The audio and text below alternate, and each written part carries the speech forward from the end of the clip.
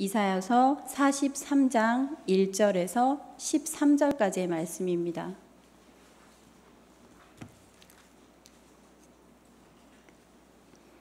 네, 다 찾으셨으면 다 같이 교독하도록 하겠습니다.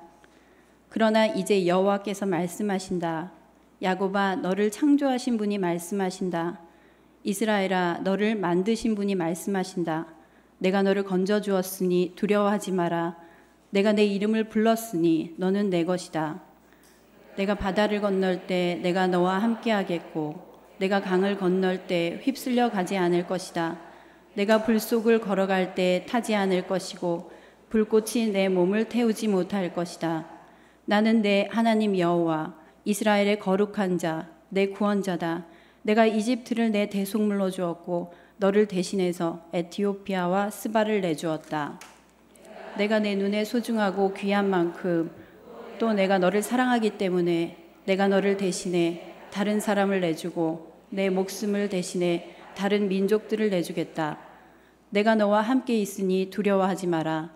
내가 동쪽에서 내 자손들을 데려오고 서쪽에서 너를 모으겠다. 내가 북쪽에다 그들을 풀어주어라 하고 남쪽에다 그들을 잡아두지 마라 하고 말하겠다. 아무리 멀어도 내 아들들을 거기서 데려오고 땅 끝에서라도 내 딸들을 데려오게 하라. 그들은 내 피부치들, 내가 내 명예를 걸고 창조하고 만들고 지은 내 백성이다 하고 말하겠다. 눈이 있어도 눈이 멀어버린 사람들, 귀가 있어도 귀가 멀어버린 사람들을 출두시키라. 그 자리에 모든 민족이 함께 모였고 모든 백성이 모여 앉아있다. 그들 가운데 누가 이렇게 될 것이라고 선포했고 누가 예전에 우리에게 미리 보여주었느냐.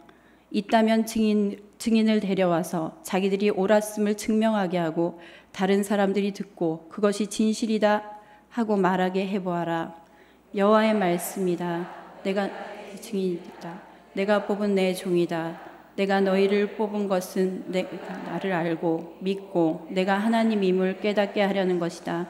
나보다 앞서 만든 신이 없으며 나 이후로도 없을 것이다. 내가 바로 여호와다. 나밖에는 구원자가 없다. 내가 나타냈고 구원했고 선포했다. 너희 중에는 그렇게 한 이방신이 없다. 너희가 내 증인들이다. 여호와의 말씀이다. 다 같이 읽겠습니다. 그렇다. 나는 태초부터 하나님이었다. 어느 누구도 내 손에서 건져낼 사람이 없다. 내가 하는 일을 누가 막겠느냐. 아멘. 오늘은 너는 내 것이라 라고 하는 제목으로 항상 온유한 미소를 품고 선우리 공동체를 담임하고 계시는 조연수 목사님께서 말씀을 전하시도록 하겠습니다. 성령으로 덧입혀진 말씀을 전하실 때 큰 은혜 받으시기 바랍니다.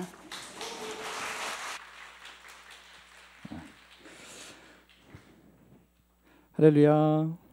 네.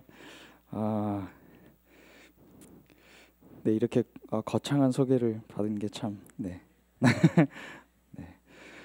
오늘 말씀 이사야 말씀이었습니다. 43장 이미 우리가 너무 잘 아는 말씀이기도 합니다.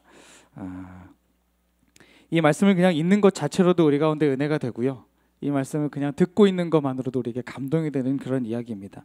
내가 상황이 좋을 때든지 나쁠 때든지 상관없이 언제나 이 말씀 우리 가운데 힘이 되고 또 우리 가운데 능력이 되고 또 우리 가운데 또 다시 한번 기쁨이 되는 그런 말씀인 것 같습니다. 사실 오늘 이 말씀을 준비하면서 이런저런 찬양들을 생각했는데 오늘 그 찬양들을 집사님께서 다 해버리셔가지고 제가 설교를 굳이 안 해도 되는 상황이 됐습니다. 뭐 이미 그 찬양 안에서 가사 안에서 이걸 다 메시지를 전달해 주셔서 너무 제가 은혜가 됐고요.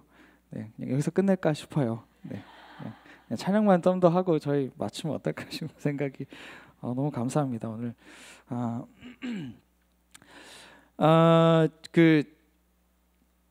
여러분들 초등학교 아니죠. 국민학교 때 학교 때 여기서 혹시 초등학교라는 이름이 어울리시는 분들이 계실 수도 있죠. 네, 하여튼 그 초등학교 국민학교 때 여러분들 미술 시간에 뭔가 이렇게 좀 만들어 보신 경험이 있으시죠? 찰흙으로. 예전엔 지금 뭐 되게 다양하게 뭔가로 만들더라고요. 근데 예전에는 그 찰흙밖에 없었잖아요. 찰흙 문방구에서 사가지고 그거 가지고 이렇게 만들다가 막 굳으면은 거기다 물 뿌려서 다시 쪼글락쪼글락 해가지고 만들던 생각. 저는 미술을 되게 못했습니다. 정말 못했어요. 그림 그리시는 분들 보면 이렇게 미술 전공하시고 뭐 이렇게 뭐 만들고 그림 이렇게 손재주 있는 분들 보면 너무 신기합니다. 어떻게 그런 걸 만들어지지? 그래서 제가 초등학교 때부터 고등학교 졸업해서 뭐 대학 다닐 때까지 그림을 그리는 일에 제가 참여를 하면 그 그림은 아주 폭삭 망했습니다. 그게 어떤 형태로든 그나마 좀 괜찮은 게 이렇게 자로 이렇게 줄을 그어서 뭔가 딱딱한 그림을 이렇게 만들면 그래도 좀 할 수 있을 것 같아요. 근데 손으로 뭔가 둥그렇게 뭐가 표현되기 시작하면 그래서 제가 초등학교 때 이렇게 손을 보면서 이렇게 그림을 그리는 장면이 있었는데 그 그림을 저는 되게 신중하게 아주 심사숙고해서 학교에서만뿐 아니라 집에까지 가져가서 그 그림을 완성시키겠다고 이렇게 열심히 했는데 그림을 갖고 와서 이렇게 아이들 앞에 자랑스럽게 이렇게 집에서도 했잖아요. 그래서 딱 펼쳤는데 아이들이 이게 뭐냐고 했던 그런 아픈 상처가 있습니다. 전 손인데 아이들이 도대체 이게 뭐냐고 저에게 물어봤던 그 찰흙으로 여러분들 뭔가 만들어봤던 기억이 있을 겁니다. 이것저것 만들어 보셨죠. 뭐 사람의 모습을 만들기도 하고 뭐 방학 숙제로 뭐 이런 걸 만들어 가기도 하고 동물의 모양이나 때로는 좀 이렇게 고난이도가 되면 그릇 같은 것을 이렇게 만들어서 그걸 이제 뭐 어디다 보내서 그걸 구워 갖고 오기도 하고 잘 말리고 겉에 뭘 발라서 저희가 뭐 이렇게 사용하기도 하는 그런 경험들이 있을 겁니다. 제가 손을 그림을 그리는 거 말씀드렸듯이 제가 한 번은 그 진흙을 만들면서 집에서 키우던 강아지를 한번 이렇게 빚은 적이 있었습니다. 학교 숙제였어요. 그래서 뭔가를 하고서 이제 강아지를 만들었습니다. 그때 제가 집에서 기르던 강아지 이름이 뽕이었습니다. 왜 뽕이냐면 그 태어난 지 얼마 안 되는 그 이제 친구네 집에서 그 강아지를 데려왔는데 그냥 갖고 올 수는 없어가지고 짬뽕 한 그릇을 사주고 데려오면서 그 아이의 이름은 자기의 선택도 할 수 없는 사이에 뽕이라는 이름으로 짬뽕이라고 부르면 개 이름이 좀 그렇잖아요. 뭔가 이 다음 생애를 준비하는 것 같은 느낌이 들어가지고 별로 기분이 좋지 않아서 그냥 뽕이라고 뭔가 그 뉘앙스를 알아들으셨군요. 네, 뽕이라고 이름을 지었습니다. 그래서 그 강아지를 나는 너무 사랑했기 때문에 그 찰흙을 가지고 그 개의 모양을 이렇게 만든 거예요. 나름 열심히 잘 만들었습니다. 아까 말씀드렸지만 제 미술 실력이 너무나도 출중하여 막 이렇게 뭔가 상상의 나래를 펴게 하는 그런 동물의 모습이 나왔죠. 친구들이 이 모습을 보면서 이 동물의 이 종류를 맞히지 못하는 거예요. 아까 제 손 그렸더니 뭐냐고 물어봤죠. 저는 개를 만들었거든요. 근데 무슨 동물이에요. 급기야 친구들이 결론을 내린 건 돼지였습니다. 근데 저는 기분이 나빴어요. 되게 슬펐습니다. 저는 제가 사랑하는 동물을 아름답게 만든다고 최선을 다해서 만들었는데 친구들이 그것을 가지고 돼지라고 결론을 내리며 너는 돼지를 키우냐고 말했던 친구들의 여러분 제 마음을 혹시 아시겠습니까? 여러분들은 잘 만드셨겠죠. 저는 열심히 만들었는데 그 친구들의 놀림을 받을 때 너무 속상했습니다. 굉장히 마음이 아팠습니다. 제 실력이 못했다라는 건 둘째치고 제가 사랑하고 제가 뭔가 아끼며 뭔가를 준비했던 그것이 친구들에게 놀림을 당하니까 굉장히 마음이 아팠던 거예요.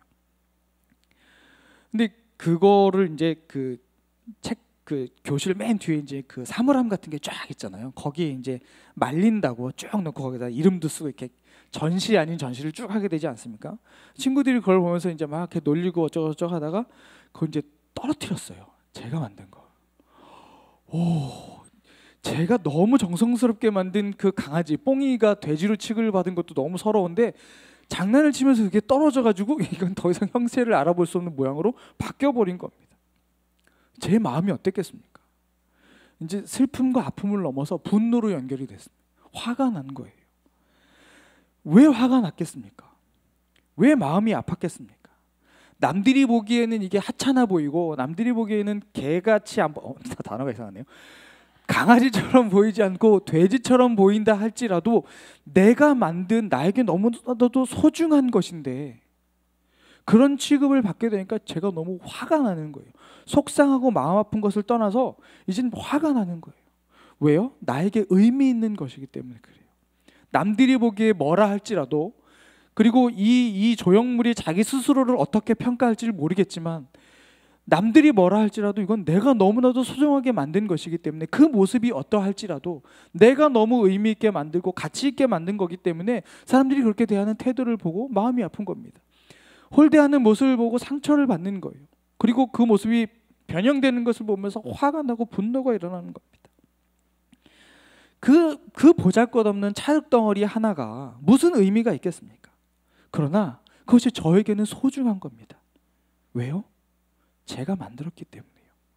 다른 어떤 이유가 있지 않습니다. 제가 그것을 뭐 아름답게 만들고 뛰어나게 만들고 누가 봐도 이거는 강아지의 모습이야 라고 말하지 않을지라도 이것이 나에게 너무나도 소중한 것은 내가 만든 것이기 때문에 그렇다는 겁니다. 너무 소중한 거예요. 남들은 돼지 같아 보일지라도, 남들은 하찮아 보여서 그것을 잘못 건드려 땅에 처박힐지라도 그 진흙덩어리는 나에게 너무나도 소중했던 겁니다. 내가 만들었기 때문에. 이유는 그거 하나입니다. 그 모습이 어떠하든지, 그 값어치가 어떠하든지, 그 형태가 어떠하든지 상관없이 그건 다 중요하지 않습니다. 내가 만들었기 때문에 너무 소중한 겁니다.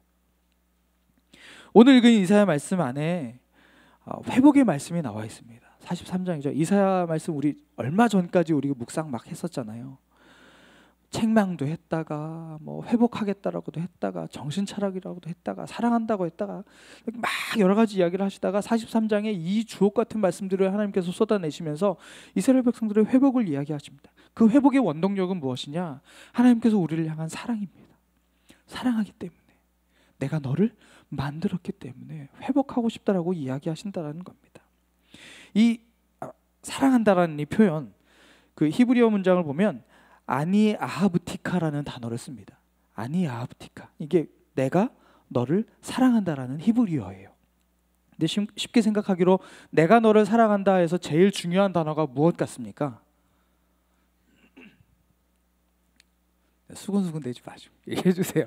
수근수근 하지 마시고. 자, 내가 너를 사랑한다라고 하나님께서 말씀하셨어요. 여기서 중요한 단어는 뭐라고 생각하십니까?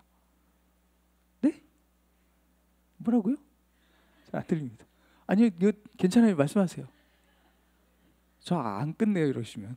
네. 당황하셨어요 집사님이. 안 끝나면 안 되는데.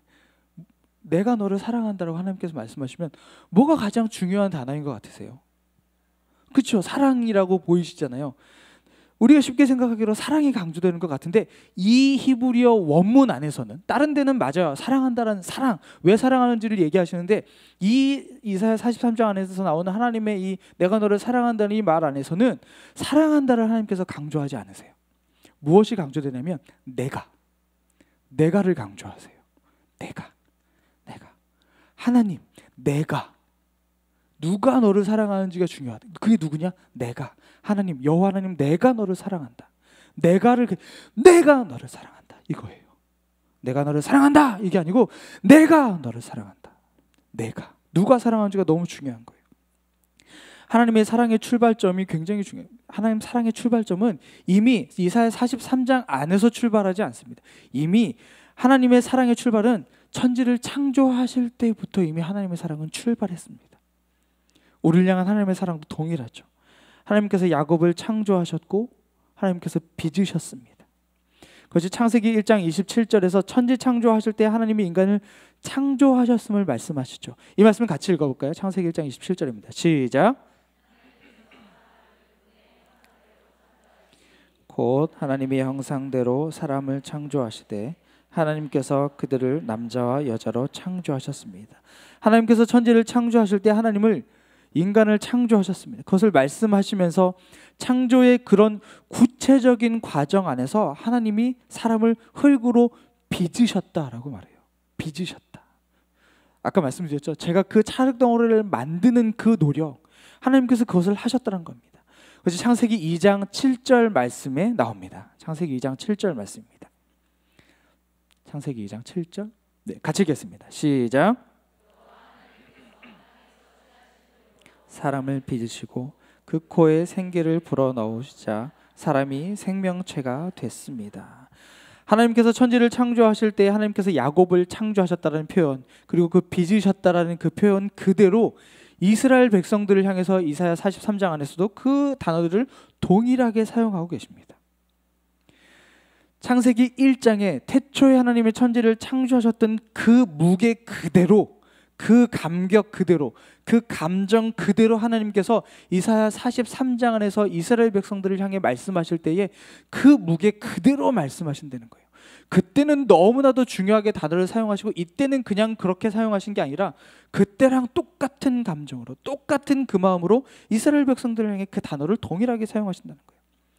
하나님이 정성을 다해서 아주 심혈을 기울여 창조하신 작품이라는 그 의미를 하나님께서 동일하게 이사야 33장 안에서 이스라엘 백성들을 향해서 말씀하신다는 거예요. 그렇기 때문에 하나님께서 이스라엘 백성들을 사랑할 수밖에 없다는 거예요. 왜요? 내가 정성을 다해서 만들었기 때문에, 내가 심혈을 기울여서 만들었기 때문에, 내가 가장 아름다운 모습으로 창조했기 때문에 그 자체 그대로 내가 사랑할 수밖에 없다라는 겁니다. 뭘 잘해서, 뭐 이뻐서, 뭐 해서가 아니라 그냥 내가 만들었으니까, 내가 정성을 다해서 만들었으니까, 내가 심사숙고해서 만들었기 때문에 그 이유 하나만으로 하나님이 너무 사랑하신다는 겁니다. 내가 성경을 100번 읽어서가 아니라, 내가 수요 여성 예배에 나와서가 아니라, 심지어 나오지 않더라도, 심지어 내가 큐티를 하지 않을지라도, 내가 주일날 예배를 빼먹을지라도, 내가 기도하지 않을지라도, 내가 주님을 찬송하지 않을지라도 그래도 하나님은 사랑하신다는 거예요. 왜요? 하나님이 만드셨기 때문에. 그래서 1절 말씀에서 이렇게 이야기하고 있습니다. 이사야 43장 1절 말씀, 오늘 같이 읽은 말씀인데요. 같이 보시겠습니다. 시작. 그러나 이제 여호와께서 말씀하신다. 야곱아, 너를 창조하신 분이 말씀하신다. 이스라엘아, 너를 만드신 분이 말씀하신다. 내가 너를 건져 주었으니 두려워하지 마라. 내가 내 이름을 불렀으니 너는 내 것이다. 내가 내 이름을 불렀으니 너는 내 것이다 라고 말씀하십니다. 이름을 부르고 계신다는 거예요. 이름은 보통 엄마 아빠가 아이가 태어날 때 붙입니다. 그렇죠? 아이가 태어날 때든지 혹은 아이를 양자로 드릴 때, 입양을 할 때 그렇게 이름을 붙여줍니다. 부모가 자식의 이름을 부를 때 애정이 담기기 마련입니다. 얼마나 고민하면서 아이의 이름을 짓습니까? 사랑과 애정이 묻어나며 그 결과로 그 아이의 이름을 붙이게 됩니다. 마찬가지입니다. 지금 하나님께서 이스라엘 백성들의 이름을, 하나님의 이 모습 안에서 이스라엘에 대한 하나님의 사랑을 느낄 수가 있습니다. 내가 내 이름을 불렀다. 내가 너의 이름을 지었고 너를 만들었다. 그래서 너의 이름을 부르고 있는 것이다. 마치 엄마가 아이가 태어난 직후에 그 아이의 이름을 붙이듯이 하나님께서 이스라엘 백성들을 바라볼 때 그 마음으로 지금 바라보고 계신다는 겁니다. 이스라엘 백성들을 향한 하나님의 사랑이 묻어나오는 아주 극명한 단어입니다. 내 이름을 불렀다라는 것. 아까도 말씀드렸지만 하나님께서 천지를 창조하실 때 우리 인간은, 사람은 굉장히 독특하게 만드셨다는 거 여러분 아시죠? 모든 천지 만물을 하나님께서 말씀으로 창조하셨습니다. 우리보다 훨씬 복잡하고 크고 위대한 모든 창조물들을 하나님께서 그냥 말씀으로 창조하셨어요. 이 땅에 있는 모든 것이 하나님의 말씀으로 창조되신 겁니다. 그런데 유독 우리를 만드실 때는 하나님이 말씀으로 창조하지 않으셨어요. 직접 흙으로 사람을 빚으셨다는 말이죠. 그 창세기에 아주 중요한 한 단어가 나오는데요. 창세기 1장을 보시면 흑암이 있고 수면 위에 여호와의 신이 이렇게 있고 뭐 이렇게 혼동하고 뭐 흑암이 막 이렇게 표현들이 나오잖아요. 그때 하나님의 신이 수면 위를 운행한다라는 표현이 나옵니다. 이 단어가 굉장히 놀라운 단어예요. 그러니까 뭔가 정리되지 않고 복잡하기 때문에 하나님께서 이것을 살펴보신다라는 뜻이 아니라, 그 하나님의 신이 수면 위를 운행하시는 것은 하나님이 그 운행이라는 단어 안에, 히브리어 원문 안에는 무슨 뜻이 들어있냐면 생각하다라는 뜻이 담겨져 있습니다. 심사숙고하다라는 단어가 있습니다.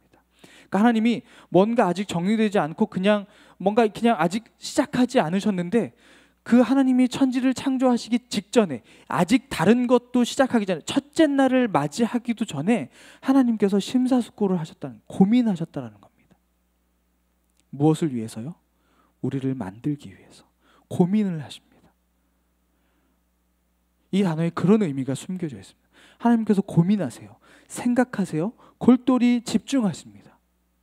그러면서 그 위를 운행하고 계시는 거예요. 사람을 어떻게 만들어야 하지? 그 사람을 만들기 위해 내가 이 땅을 어떻게 창조할 것인가를 하나님께서 고민하시는 겁니다. 여러분 생각해 보세요. 하나님에게 고민이라는 단어가 어울린다고 생각하십니까? 고민과 어울리지 않은 하나님의 성품이 있어요. 하나님의 성품, 전지전능하심. 하나님이 고민하실 필요가 없다라는 단어와 연결되는 겁니다. 전지전능하세요. 하나님께서 모든 것이 가능하세요. 안 되는 일이 없습니다. 지금 뭔가를 빡 해도 완벽해요. 근데 하나님이 일주일을 고민하고 딱 해도 완벽합니다. 그 하나님이 한 달을 고민해서 뭔가 딱 만들었어요. 그래도 완벽합니다. 하나님이 1년을 고민해서 딱 만들었어요. 그래도 완벽합니다. 완벽한 하나님이 1년을 고민할 필요가 뭐가 있겠습니까? 한 달을 고민할 필요가 뭐가 있겠습니까? 일주일을 고민할 필요가 뭐가 있겠습니까?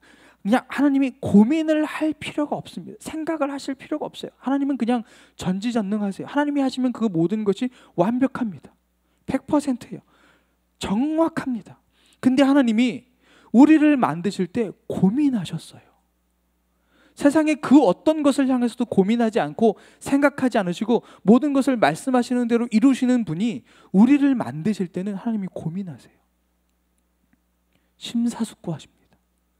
가장 아름다운 모습으로 만들기 위해서, 내가 사랑하는 가장 아름다운 모습으로 만들기 위해서 하나님께서 고민하십니다. 생각하십니다. 심사숙고하십니다. 하나님이 우리를 그렇게 만드셨어요. 그리고 하나님이 그렇게 만드실 때 우리 가운데 목적을 두셨다는 것이 굉장히 중요합니다. 우리 왜 그런 거 있잖아요. 그 카페 같은 데 가서 휴지가 앞에 딱 놓여 있는 순간 막 얘기를 하다 보면 정신 차려 보면 휴지가 어떤 모습으로 바뀌어 있습니까? 그런 경험이 없으시? 저는 갈길갈길 찢어놓더라고요. 처음엔 휴지가 제 온전한 모습으로 왔어요. 근데 뭔가 이렇게 막 이야기해서 정신을 딱 차려보면 휴지가 걸레가 되어 있는 거예요. 그러니까 저도 모르는 사이에 그렇게 된 거죠. 어떤 자매님들이 이런 분들이 있어요. 종이가 있으면 막 이야기하는 사이에 종이야기 한 마리 만들어져 있는 경우들도 있더라고요. 무의식 중에 아무 생각 없이 손이 가는 대로 그냥 만드는 거예요. 하나님의 창조는 그렇게 창조된 것이 아닙니다. 하나님께서 그 수면 위를 운행하시고 하나님께서 창조하실 때 그 창조를 바락이라는 단어를 사용하는데, 이 바라크는 목적을 가진 창조의 의미가 담겨져 있는 겁니다. 지금 삼천포로 빠지고 있습니다. 그러니까 거기에는 세 가지의 의미가 담겨져 있습니다. 이 창조, 바락이라는 단어는 세 가지 의미가 담겨 있어요. 첫 번째는 무엇이냐면 독수리가 이렇게 무언가 빙빙 돌다. 독수리가 빙빙 돌 때 왜 돌겠습니까? 먹이를 잡기 위해서입니다. 그러니까 그냥 이렇게 쭉 독수리가 날다가 먹이를 발견하면 그 주인을 이렇게 빙빙 돕니다. 보신 적 있으시죠? 동물의 왕국 우와 우와 우와 보시면 나오잖아요. 독수리가 빙빙 도는 이유는 아무 생각 없이 멍 때리고 있다가 빙빙 도는 게 아닙니다. 목적이 있습니다. 자기가 타겟으로 하는 짐승을 발견했고 그 먹이를 향해서 언제 내리꽂을지를 생각하고 있는 겁니다. 목적이 있는 움직임이라는 거예요. 또 한 가지는 이 바라크라는 단어는 이런 비슷한 뜻이 있는데요. 그 헬리콥터가 이렇게 비행을 하다가 어느 한 곳에 멈춰 있는 것을 의미합니다. 원래는 다른 단어인데 이해하기 쉽게 말씀드릴게요. 헬리콥터가 이렇게 지나가다가 어느 한 지점에 멈춘 겁니다. 전쟁 영화 같은 데 보세요. 헬리콥터가 막 전쟁통에서 막 총알이 날라오고 미사일이 날아다니는 그 상황 속에서 헬리콥터가 멈춰 있는 이유가 뭐겠습니까? 그 위험한 순간에 멈춰 있는 이유가 뭐겠습니까? 무언가를 구출하거나 무언가를 내려주거나 하려는 착륙할 지점을 찾는 거죠. 그리고 사람이 누군가 조난을 당했으면 그 사람을 찾아서 거기에 멈춰 있는 겁니다. 그렇죠? 목적이 있다는 거예요. 그냥 날아가다가 여기 경치가 좋네 하고 멈춰서 그냥 구경하는 게 아니라 비행기가 날아가다가 헬리콥터가 날아가다가 목적이 있기 때문에 그곳에 멈췄다는 겁니다. 독수리도 마찬가지로 날아가다가 목적을 발견하고 선회했다는 겁니다. 또 한 가지 의미는 뭐냐면요. 그 닭이 알을 품고 빙빙 돌리는 의미가 담겨 있습니다. 그 바라크라는 단어에. 왜 빙빙 돌리겠습니까? 닭이 왜 돌리겠습니까? 부활을 위해서예요. 어떤 분들은 골고루 노래지게 하기 위해서 이렇게 빙빙 돌리는 거라고 하신. 저도 그럴듯했어요. 처음엔 속았어요. 빙빙 돌려야 노란 병아리가 나오나? 이렇게 골고루 모두 노래지려면 다 돌려야 되나? 빙빙빙 돌리는 겁니다. 그 닭이 어떻습니까? 그 닭이 알을 돌릴 때에 쉬지 않습니다. 먹이도 먹지 않습니다. 목적이 있습니다. 분명합니다. 자기가 곡기를 끊고서라도 알의 부활을 위해서 자기가 혼신을 다해서 그것을 돌리고 있는 겁니다. 엄마가 돌릴 때 안 되면 아빠가 와서 돌리죠. 목적이 있는 겁니다. 하나님께서 천지를 창조하실 때 우리를 만드실 때에 아무 의미 없이 그냥 대충 만든 것이 아니라 하나님께서 우리를 향한 목적을 가지고 만드셨다는 거죠. 가장 아름다운 모습으로, 가장 아름다운 모습의 그런 피조물로 우리를 창조하셨다는 겁니다. 그래서 다른 어떤 것과는 다르게 하나님께서 말씀으로 창조하지 않으시고 친히 손으로 흙을 빚어서 그 코에 생기를 불어넣으시죠. 우리만요. 다른 어떤 곳에도 그렇게 하지 않으셨습니다. 그리고 우리의 모습을 당신의 형상대로 만들어 주셨습니다. 그리고 우리 가운데 엄청난 축복을 주시죠. 온 땅을 정복해라, 온 땅을 다스려라 라는 그 복을 주십니다. 그 사명을 주시죠. 그리고 그렇게 아름답게 만들어진 우리를 향해서 하나님께서 심히 아름답다라는 그 찬사를 아끼지 않으십니다. 모든 것을 하나님께서 그냥 아름답다 아름답다 하시다가 보기 좋았다 보기 좋았다 하시다가 우리를 향해서 말씀하시는 심히 보기 좋았다라고 말씀하십니다. 가장 아름다운 모습이라는 거죠. 오늘 본문에서 이사야는 그 옛날 하나님께서 천지를 창조하실 때 우리를 만드실 때의 그 모습을, 그 일대를 기억하면서 우리가 하나님에 의해 창조된 존재라는 것을 다시 한번 강조하고 있습니다. 그때의 그 감동을 다시 한번 갖고 오고 있는 거예요. 그것이 바로 이사야 43장 1절입니다. 거기서 나오는 겁니다. 내가 너를 건져주었으니 두려워하지 말라. 내가 내 이름을 불렀으니 너는 내 거다. 하나님 말씀하시는 겁니다. 내가 그때 너를 그렇게 만들었어. 심사숙고해서 가장 아름다운 모습으로. 세상에 그 많은 것들은 내가 이야기 한마디로 딱딱 만들었는데 너 만들 땐 내가 얼마나 고민했는지 알아? 너 만들 땐 내가 얼마나 심사숙고했는지 알아? 그렇게 해서 너를 내가 친히 그 진흙을 가지고, 진흙 아무 데서나 갖고 왔겠습니까? 가장 좋은 흙을 하나님께서 갖고 오셨겠죠.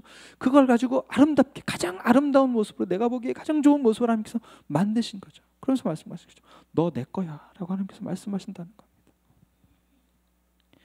그리고 나서 이사야서 43장 7절에도 이렇게 나옵니다. 이사야서 43장 7절 같이 읽겠습니다. 시작.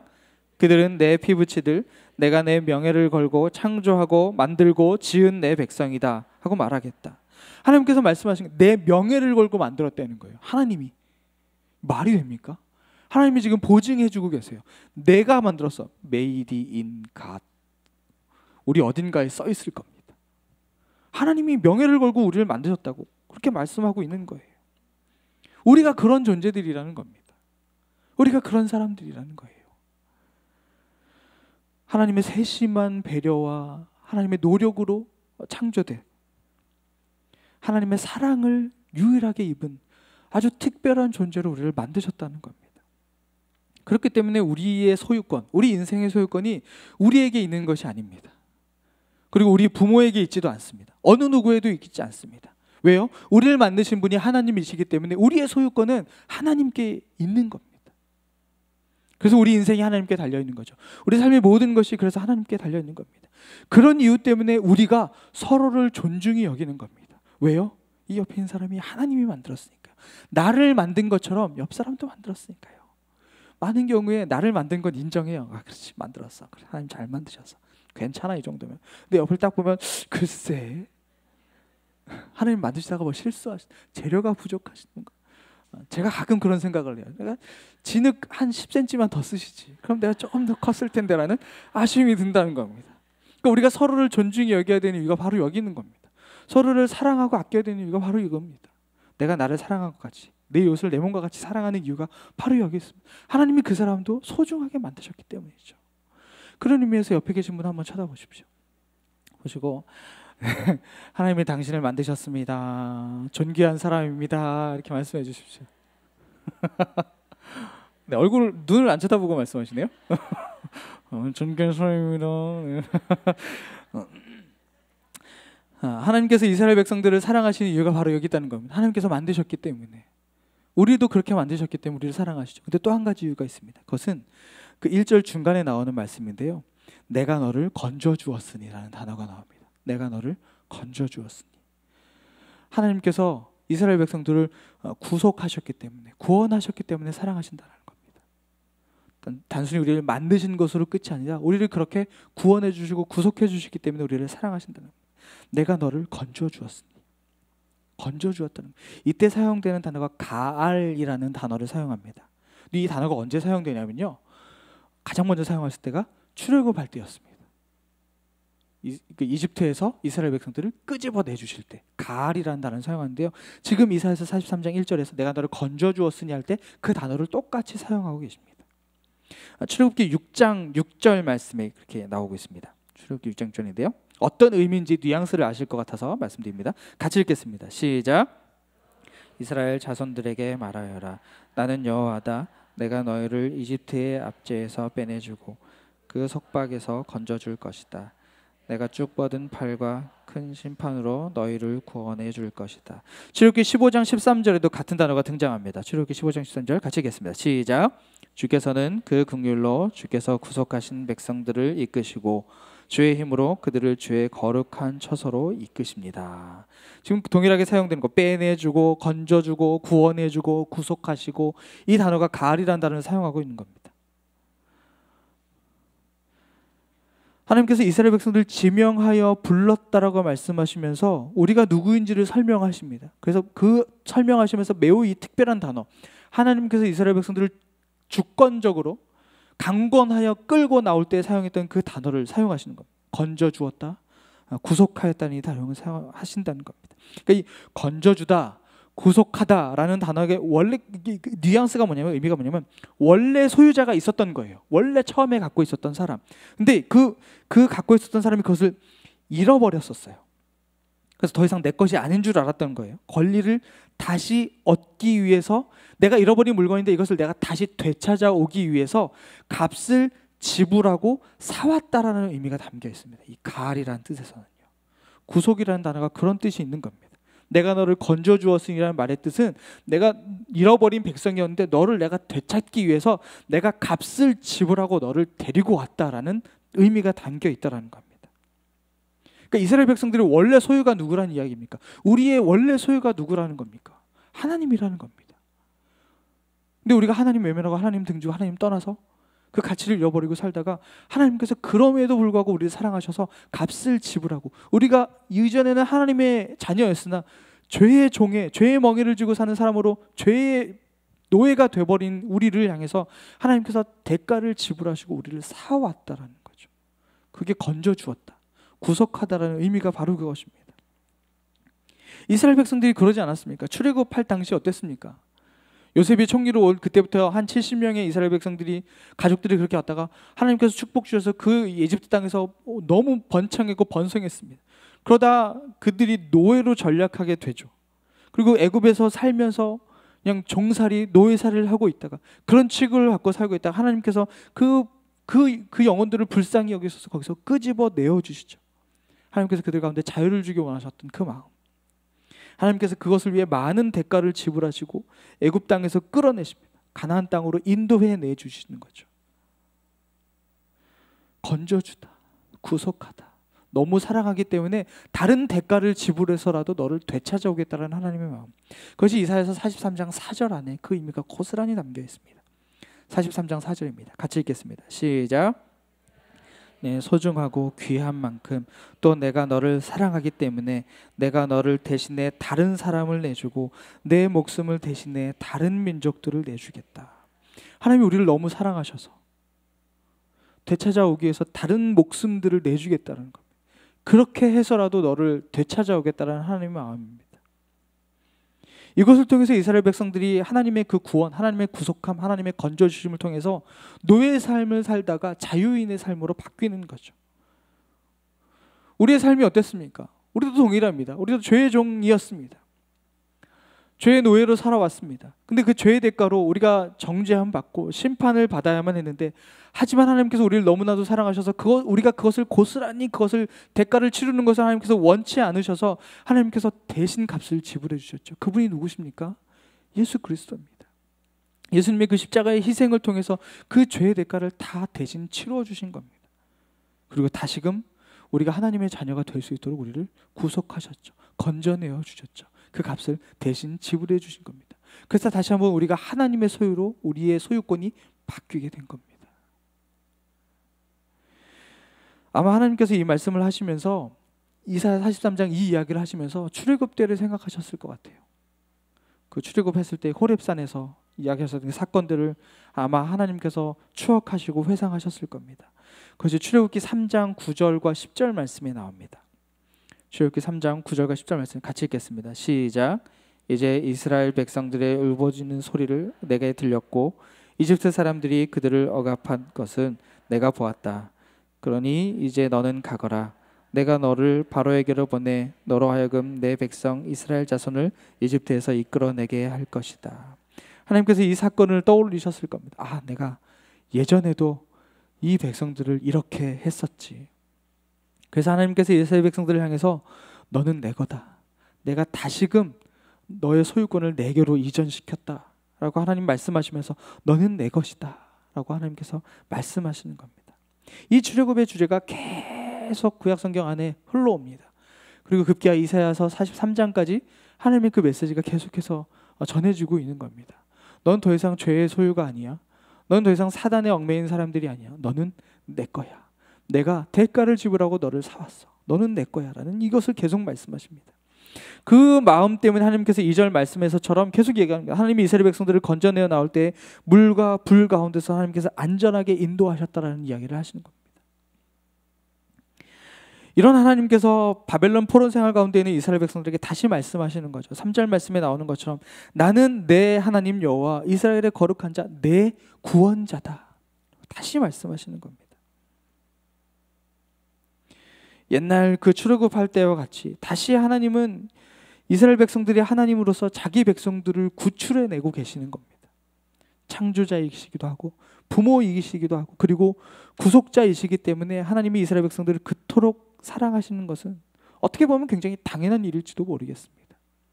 우리 어머님들이 우리의 자녀를 아낌없이 사랑하는 것처럼 그 아이가 무엇을 해서 무엇을 못해서가 아니라 그냥 내 자녀이기 때문에 죽음마저도 두려워하지 않고 아이를 사랑하는 것처럼 하나님이 우리를 그렇게 사랑하고 계시다는 겁니다. 성경은 선택을 굉장히 많이 이야기합니다. 근데 그 선택을 이야기하면서 하나님께서 항상 우리에게 말씀하시는 것은 우리가 하나님을 선택하기에 앞서 그거보다 먼저 하나님께서 우리를 선택하셨다는 겁니다. 우리는 보면 우리가 믿음 갖고 신앙생활하는 것이 내가 하나님을 선택한 거라 생각할 수 있는 그런 오해의 여지들이 굉장히 많이 있습니다. 왜냐하면 내가 교회 오기 때문에요. 내가 예배 드리기 때문에, 내가 헌금하기 때문에, 내가 봉사하기 때문에, 내가 무언가를 하기 때문에 내가 하나님을 선택했다라는 오해를 하기가 쉽습니다. 착각을 할 수 있어요. 하지만 성경에서 분명히 말씀하고 있는 거죠. 하나님이 우리를 먼저 선택하셨기 때문에 내가 하나님을 선택한 것처럼 보이는 것뿐이라는 겁니다. 그러면 여기서 우리는 가끔 그런 질문을 해요. 아, 하나님이 누구는 선택하고 누구는 왜 선택 안 하셨지? 그러면서 우리 가정 안에 혹시 믿지 않는 사람들 생각하면서 아, 하나님 왜 나만 선택하시고 그 사람은 왜 선택하지 않으셨지? 누구는 버리시고 누구만 건지시는 건가? 이런 이야기를 할 수 있습니다. 근데 하나님은 우리를 선택하신 이유, 저를 선택하신 이유, 여러분을 선택하신, 우리를 모두를 선택하신 이유가 다른 사람들에게 하나님이 우리의 구원자 되시고 우리의 창조도 되시고 우리의 주권자 되신다는 것을 증언하기 위해서 우리를 선택하셨다는 겁니다. 그것이 우리를 선택하신 이유예요. 우리가 뭔가를 잘해서 특별해서가 아니라 하나님께서 우리를 만드셔서 우리가 귀중한 존재라는 건 맞죠. 하지만 우리를 특별히 구별하여 선택하신 이유는 우리를 통해서 믿지 않는 주변의 사람들에게 하나님이 우리의 구원자 되심과 창조주 되심과 우리의 모든 것을 다스리시는 분이시라는 것을 우리가 그것을 증언하며 증언자로 살아가기를, 증인으로 살아가기를 하나님께서 원하시기 때문에 우리를 그렇게 선택하셨다는 겁니다. 이것을 소명적 선택이라고 말합니다. 하나님이 우리를 구원하시기로 택하신 이유, 우리를 그렇게 선택하신 이유를 우리가 열방을 향한 증인으로 삼기를 원하시는 하나님의 마음, 하나님의 구원을 이 땅 가운데 전하는 그런 목적을 가지고 우리를 그렇게 선택하셨다라는 겁니다. 그것이 오늘 말씀의 10절과 12절 말씀에 그 내용들이 나옵니다. 10절 말씀 같이 읽겠습니다. 시작.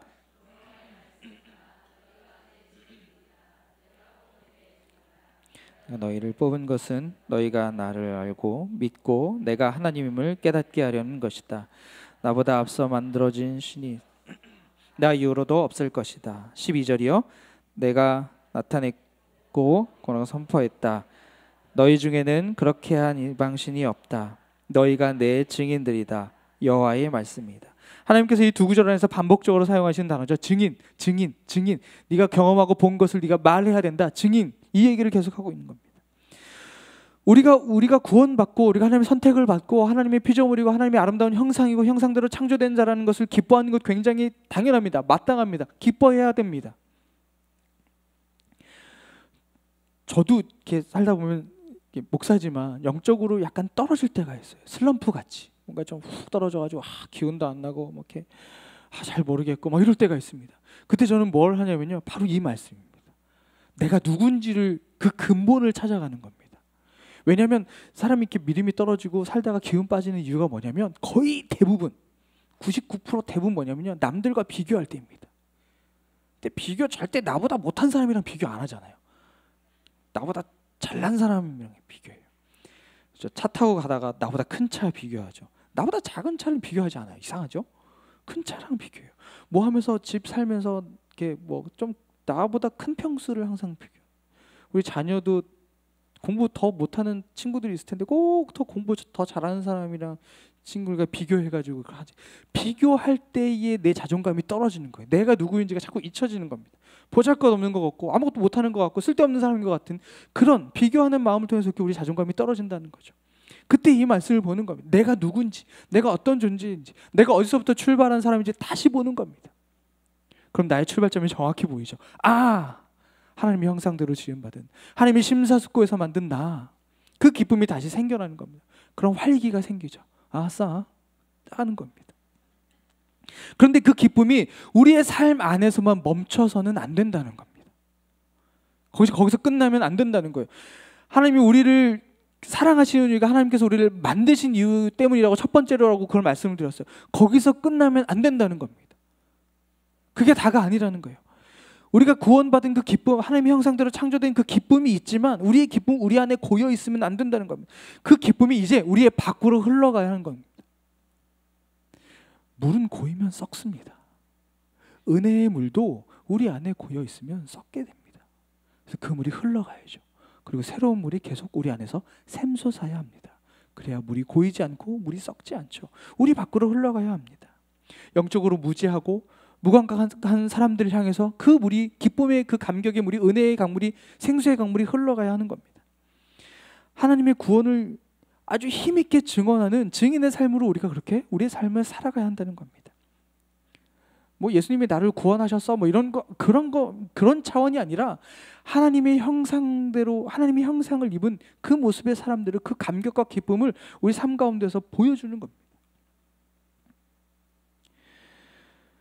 우리가 하나님의 이러한 부르심에 응답해야 하기 때문에 우리가 다시 한번 하나님의 소유로 다시 한번 확인이 되는 겁니다.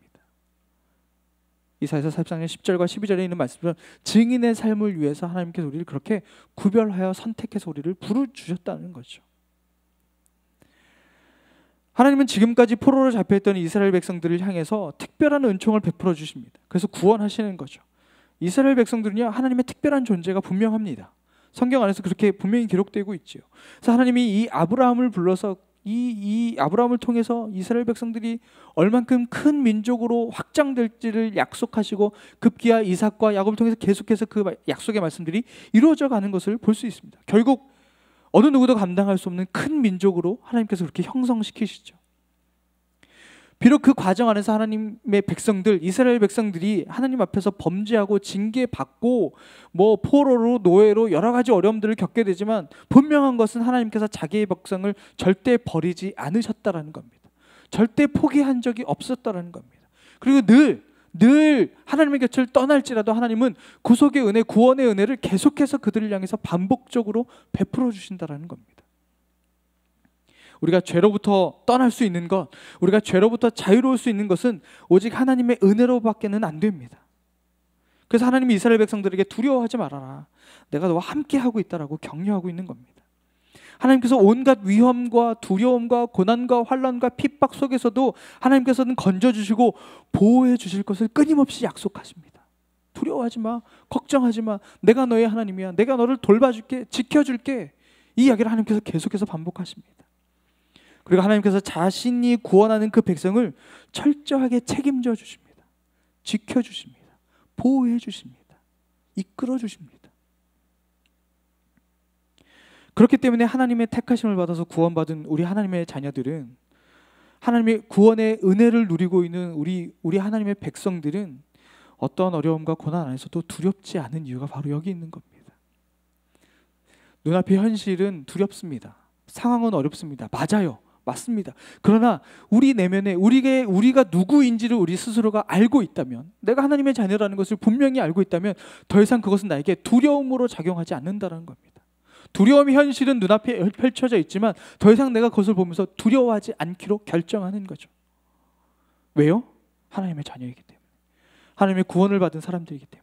하나님께서 나를 향해서 자녀라고 말씀하시고 내 백성이라고 말씀하시고 내가 너를 지켜주고 보호해 줄 것이라고 약속해 주셨기 때문에 그 약속의 말씀을 붙들고 기도하는 겁니다. 하나님, 나 더 이상 두렵지 않기로 결정합니다. 나 더 이상 이것 때문에 흔들리지 않기로 결정합니다. 하나님, 나를 지켜주고 보호하시겠다고 약속해 주셨으니까 이 약속 지키십시오. 나는 두렵고 무섭습니다. 그러나 하나님 약속 붙들고 기도하니까 하나님, 두렵지 않게 해주십시오. 무섭지 않게 해주십시오. 그렇게 기도할 수 있는 겁니다. 그리고 우리가 두려울 필요가 없다라는 것이죠. 택하신 백성 하나님께서 보호해 주십니다. 하나님께서 책임져 주십니다. 그렇기 때문에 우리가 주저하지 않는 겁니다. 우리가 좌절하지 않는 겁니다. 절망하지 않는 겁니다. 침륜에 빠져서 어둠 가운데 허덕이지 않는 겁니다. 하나님 앞으로 나아가는 겁니다. 세상을 향해서 나아가는 겁니다. 하나님을 신뢰하면서 그렇게 하나님 앞으로 세상을 향해서 나아가는 겁니다. 그리고 마지막으로 4절 말씀을 보면 하나님의 귀중한 약속이 한 번 더 등장하는 것을 볼 수 있습니다. 4절 말씀, 이건 천천히 같이 읽겠습니다. 시작. 내가 내 눈에 소중하고 귀한 만큼 내가 너를 사랑하기 때문에 내가 너를 대신해 다른 사람을 대주고. 우리 한 번 더 천천히 읽겠습니다. 또박또박 시작. 소중하고 귀한 만큼 또 내가 너를 사랑하기 때문에 내가 너를 대신해 다른 사람을 내주고 내 목숨을 대신해 다른 민족들을 내주겠다. 하나님께서 지금 이스라엘 백성들을 다시 보배롭고 존귀하게 여기시겠다라고 약속해 주고 계십니다. 출애굽할 때 하나님께서 이스라엘 백성들을 자신의 소유라고 삼으시겠다고, 내 거라고 그 소유를 삼으시겠다는 말씀과 똑같은 맥락으로 그 말씀을 반복하고 있습니다. 그러면서 하나님이 이스라엘 백성들을 향한 자신의 사랑을 고백합니다. 내가 너를 사랑하기 때문에, 내 눈에 소중하고 귀하기 때문에. 하나님께서 우리를 향해서 그 사랑의 고백을 굉장히 구구절절히 하고 계십니다. 하나님이 우리를 사랑하시는 이유, 하나님께서 우리를, 여기 있는 한 사람 한 사람을 한 분 한 분 직접 만들었기 때문입니다. 그래서 하나님 여러분들 너무 사랑하십니다. 여러분들이 뭘 해서, 여러분들이 뭘 안 해서 뭐 상관없습니다. 하나님이 여러분들을 한 분 한 분을 너무 소중하고 귀하게 만드셨기 때문에 하나님 여러분 사랑하십니다. 근데 세상은 끊임없이 우리를 얘기하죠. 우리의 가치에 대해서. 너 얼마짜리야? 얘기합니다.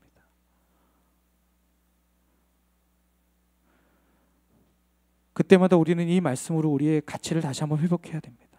우리는 하나님께서 너무나도 소중히 사랑하는 사람들입니다. 세상은 우리를 향해서 뭐라고 이야기할지라도 하나님께서 우리를 너무나도 사랑하십니다. 우리는 그 사랑 안에서 출발하고 있습니다. 그 사랑이 있기 때문에 우리가 하루하루를 살아갈 수 있는 것입니다. 여러분들에게 하나님이 말씀하십니다. 네가 내 눈에 소중하다. 너무 귀하다. 너무 사랑한다. 내가 너를 만들었기 때문이다 라고 말씀하고 있습니다. 우리가 그 사랑을 기억하며 살아가야 됩니다. 우리는 이 사랑이 이제 너무나도 익숙해졌습니다. 하나님이 우리 형상대로, 하나님의 형상대로 우리를 만들었다는 것, 하나님 우리를 사랑하신다는 게 우리는 너무 이제 익숙해져 버렸습니다. 그러나 다시금 이것이 우리 가운데 큰 출발점이고 우리가 살아갈 수 있는 가장 큰 근거가 되는 것이 바로 이것입니다. 하나님 우리를 사랑하신다는 겁니다. 남들이 누가 우리를 향해 뭐라고 하든 그것은 중요하지 않습니다. 하나님이 우리를 어떻게 보시는가. 하나님 우리를 향해 말씀하십니다. 너를 너무 사랑한다. 넌 내 거다 라고 말씀하고 있다는 것입니다. 그 사랑이 여러분 가운데 충만히 거하기를 원합니다. 그 하나님의 마음이 여러분들 가운데 충만한 은혜로 남아있기를 원합니다. 그 사랑 안에 거하십시오. 그 은혜 안에 거하십시오. 세상이 우리를 향해 뭐라고 이야기할지라도 그 순간 기억하십시오. 하나님이 내 거라 하셨어. 하나님 거라 하셨어. 하나님이 사랑한다고 하셨어. 내 눈에 귀하다고 말씀하셨어. 소중하다고 말씀하셨어. 나 때문에 다른 대가를 지불하며 나를 죄의 종에서 우리를 구원해 주셨어.